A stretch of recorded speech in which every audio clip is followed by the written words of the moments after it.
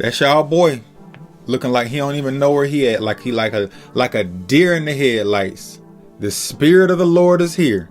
Talking about he grew up going to the black church.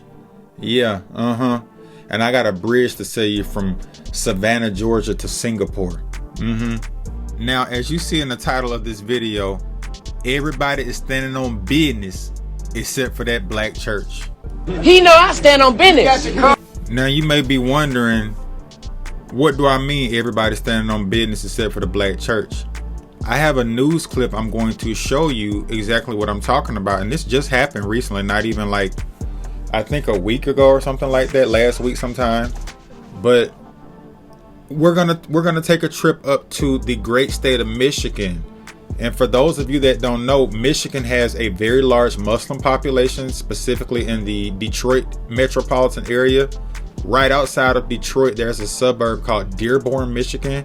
I've never been there. Maybe one day I'll go. But it's like over 40% Arab. And the Muslims recently, the Muslims up there in Dearborn, their community leaders up there, they got Muslim mayors up there. They got Muslim city council members, like they deep up there. I think Michigan has between 250,000 to 300,000 Arabs living in the state of Michigan now. One of the largest Arab populations in the nation. Okay. I got these video clips because the local leaders up there said that they did not want to meet with Joe Biden. They are actually standing firm and said they're not going to vote for him. He's not welcoming the Arab communities up there. They don't want nothing to do with Joe Biden right now. Watch this. Tonight, Arab leaders in Michigan turned down a meeting in Dearborn with President Biden's campaign manager, as some in the community are angry over the U.S.'s handling of the Israel-Hamas war in Gaza. CBS News Detroit's Ibrahim Sumra is on your block in Dearborn with more. Arab American leaders here in Dearborn say now is not the time for electoral politics. In fact, they say President Biden's attempt to send campaign staff right here to Dearborn to discuss elections is not only dehumanizing, but also a slap in the face. You're not welcome in Michigan. We will make sure that your visit will fail. As Biden's campaign team scheduled to meet in Dearborn Friday with a group of Arab American leaders, folks like Wayne County Executive Asad Turfi canceled the meeting over Biden's handling of the Israel-Hamas war. So you were invited to the meeting? Yeah, I received a call. I received an invitation to attend. Dearborn Mayor Abdullah Hammoud says he also was invited, but declined. For us, you need to have that conversation with the policymakers, those who are actually influencing decision making. That is not campaign staff.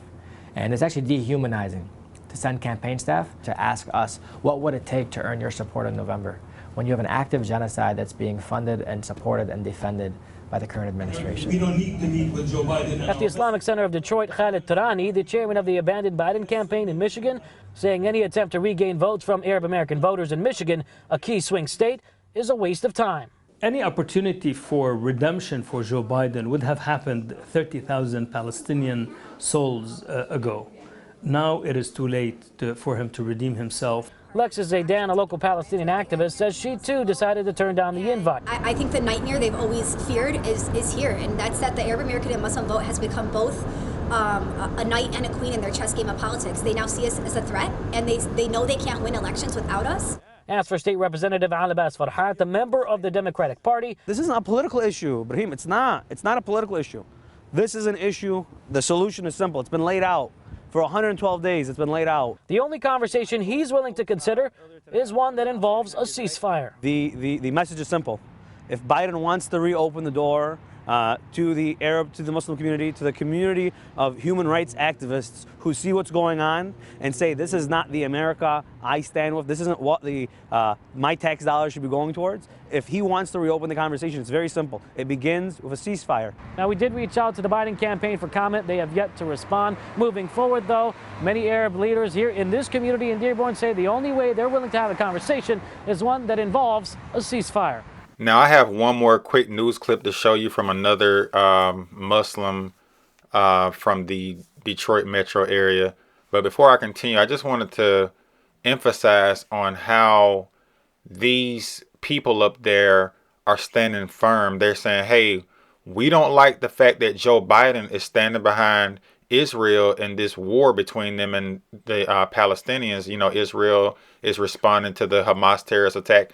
And I have sympathy for all innocent people dying in that war. I don't want anybody to die. I hate what happened to Israel.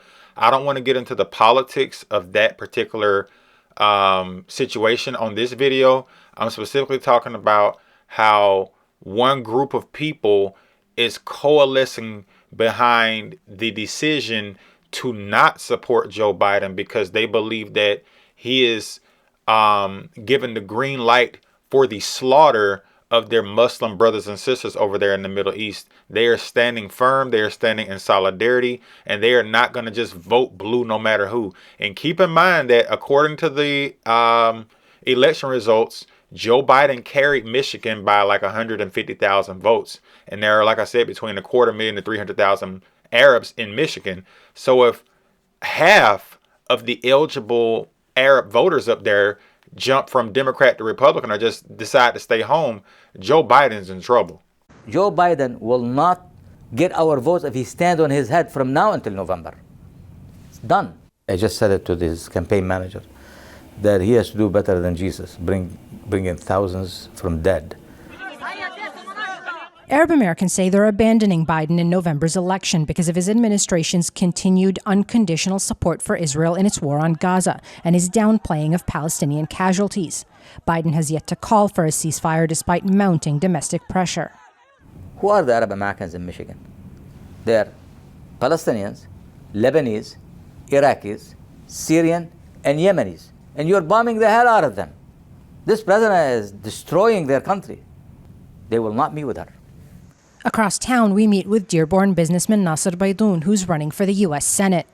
You have a U.S. president that's responsible for the death of 30,000. To us, that's not a president. That's a criminal. I'm not no Muslim, but man, I respect their dedication and their devotion to their people and their faith. I'm a Christian, and if people who claim to be Christian truly dedicated themselves, to the word of God, and we lived the best way we could in accordance to this word. None of us are perfect. I'm not here to judge anybody, but man, the Muslims don't play no games, bro. I salute them. I stand firm in my beliefs. I don't care what nobody says. I don't care whose feelings I hurt. If I believe in something, I'm going to stand firm. I have been ridiculed and mocked by my own flesh and blood, my own family, because I think different than them. I vote different than them. I am very, very right-wing conservative, and I don't care what nobody has to say about it because I think with my brain, not my heart. I'm led by my logic and my rationale and not my emotion. But shout out to these Muslims in Dearborn, Michigan, and some of the other surrounding suburbs like Hamtramck. I don't know all of them. I'm not from Detroit. I'm from Georgia. But they're standing firm. That man said he views Joe Biden as a criminal. That's amazing to me. There are no definitive answers here about how exactly this community will approach the ballot. Only a commitment that Biden is not welcome to return. So there you have it. Joe Biden is not welcome in the Arab communities of the Detroit metropolitan area. They don't want nothing to do with them. They standing firm. And I like I said in the previous clip, I salute them for standing firm and actually believing in something. Because if the black church truly stood on business, as y'all like to say, if we truly was about that life, we wouldn't be voting for the Democrat Party. No way. The Democrat Party has actually taken over the black church. A lot of so-called black Christians, y'all aren't true black Christians. Y'all are Democrat Christians. You don't worship the God of the Bible. You worship that donkey, that blue donkey. The donkey is the symbol of the Democrat Party, just like the elephant is the symbol of the Republican Party. I'm not saying the Republican Party is perfect, but the Republican Party does not promote nor condone degenerate values that are clearly in contrary to the Bible. But that's another conversation for another day. And I put the blame squarely on the shoulders of that sellout black pastor. Now, there are a lot of good black pastors out there. They get overshadowed by the sellouts. Shout out to the good black pastors. I recently started attending a men's meeting at this church up in Gwinnett. And it's a good black pastor heading that church. But good black churches are outnumbered. The bad black churches, the sellout black pastors, outnumber the righteous black pastors. And that's a problem. Look at what the Democrat Party is doing to cities like Chicago and New York with all these migrants flooding their cities. And you got black folks up there that's starting to turn on the Democrat Party. They threatening to turn the city of Chicago red. And any Republican candidate in the city of Chicago, now is your time, because we are done with the Democratic Party. Brandon Johnson, Governor Pritzker, and President Biden have showed us what they think about the black community all over this country. And so we're standing here today to say, okay, if that's what it is, we win it. We don't have to support the Democratic Party. Right. We don't have to continue to support people who are not going to support us. And the Democratic Party here in this city, in this state, and in this country is not supporting us. You got the Republicans on one side and the Democrats on the other side. Guess what? They're part of the same bird. That's right. So it doesn't matter anymore which party we go with. But I'll tell you this, I'd rather deal with the snake that's outfitting himself of the Republican Party than the snake that's covered up in the Democratic Party. That's right. We're not going to continue to stand for this. We're not going to continue to allow our state representatives, our congressmen, our aldermen, and our mayor to let us know that we don't matter. Just like you're going to show us that we're going to matter, we're going to show you. It's going to be a great day in the city of Chicago when the Democratic convention comes here, and then they found out in March that a lot of black voters took Republican ballots. The Democrat Party is in trouble when black women start getting fired up against them. And we all know that the most loyal demographic to the Democrat Party is the black woman. The black woman, she votes 90+% for the Democrat Party faithfully. And I'm a firm believer in men leading. We are seeing more black men break away from the Democrat Party. I left the Democrat Party 14 years ago during Obama's first term back in 2010. As the men go, so go the women, because it's our job to lead the women. And as more black men break away, especially us younger black people, those of us under 50, under 40, those of us between the ages of 21 to 55, we're going to lead the charge, because we have a lot more life in us than a lot of the elder blacks do. A lot of the elder blacks, they're not going to be here 20 and 25 years from now. But those of us in the younger generations, born in the 80s, 90s, and 2000s, we will be here 20 to 25 years from now. And the Democrat Party does not serve us anymore. They're serving their own twisted, radical agenda that has nothing to do with the empowerment and betterment of black people. As a matter of fact, the policies that they promote hurt black people. That picture on your screen right now is a picture of Chicago O'Hare International Airport, one of the busiest airports in the world, and I've been there. It's been a minute, but I've been to Chicago's airport, and I promise you that the airport in Chicago, the airport in Atlanta, the airport in Vegas, the airport in DC ain't nan airport designed for human habitation. The migrants are living in the freaking airport because Chicago identifies as a sanctuary city. And their sellout, cowardly, spineless mayor, Brandon Johnson, who I personally think he got sugar in his tank, in my opinion, but that's another conversation for another day, so I digress. He's very weak. Dude literally went to the hospital recently because he had a panic attack because he can't handle the migrants. So, dude, if the migrants are stressing you out, ship them somewhere else. Say, hey, Chicago is closed. We can't support the migrants anymore. They're putting the migrants over the black people who work their butts off to build Chicago. Why do you think they're doing this? Why would they be bringing in these tens of thousands of people, 20 buses a day, 1,000 more per day? Why would they be doing this? And what's your message? The only reason that I can see that they would be doing this is to replace us. And we say Trump 2024 because Trump is the only one who's going to do something about this and partner with all of America. This is where all of America has got to come together and put a stop to this. We have to send these people back where they come from, or this is going to explode violently it's going to explode on multiple fronts. And the mayor and this governor doesn't care. And since they don't care, then we must go red. We must link up with all of America, and we care, and we have to do something about it. We're coming for every elected official that didn't step up, and all those that supported this mass, wipe out of our communities. We coming for you. By the time Trump gets ready to run in November, Chicago is going to look like a sea of red. When that Democratic National Convention get here, you're going to see so many red T-shirts that you're going to think you're in Texas. Enough is enough. We just can't give it away to foreign nationals. No other country's going to allow us to come in and do the same thing that's happening here.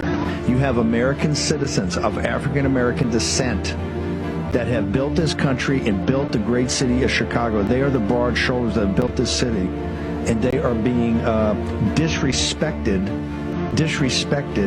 by the Biden regime, the entire uniparty, the globalists, because now they're forcing illegal alien invaders into a city that doesn't have the resources to care for its citizens in healthcare, in education, in police protection, in economics, and anything. And now they have to bear the brunt to it. And they're too gutless. These progressive whites that run this deal are too gutless to have them in there, just like they're not in the Upper East Side of New York or the Upper West Side. They're not out by Northwestern University.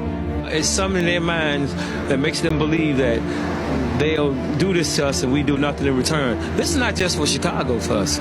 We've reached all across the country to send them a message. We're going to flip America red. We're going to send the strongest message to the Democratic Party that Black America, Black Chicago has ever seen. Black America is about to rise up. Now that we are the mothers and fathers, we're saying Trump 2024 across America. And we ask Trump to come to Chicago, come here and walk these streets with us. And we'll put thousands behind him as he walks the streets. And that's a fact, that's a promise. This is the real deal, man. This is real life. This is what's happening in our communities across the country.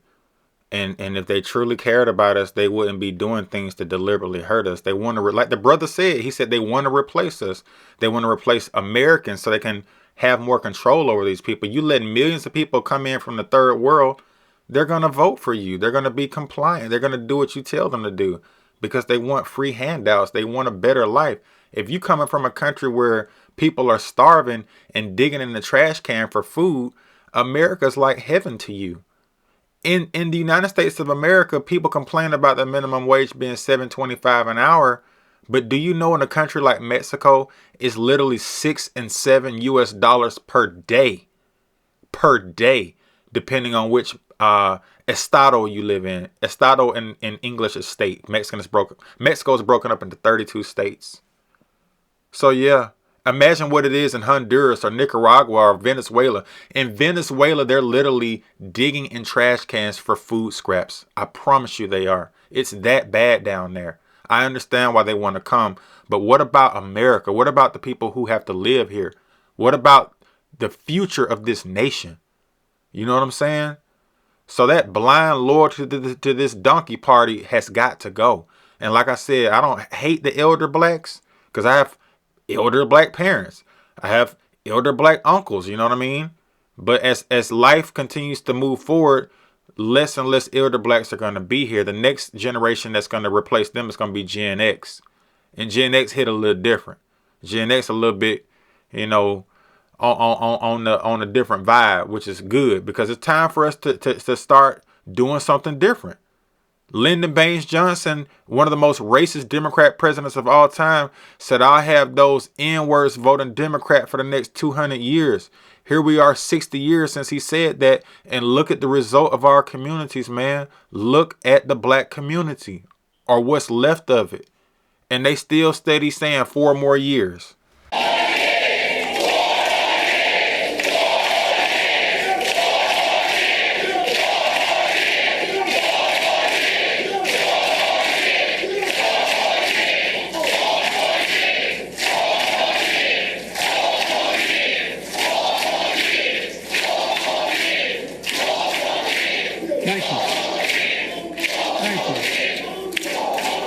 Thank you.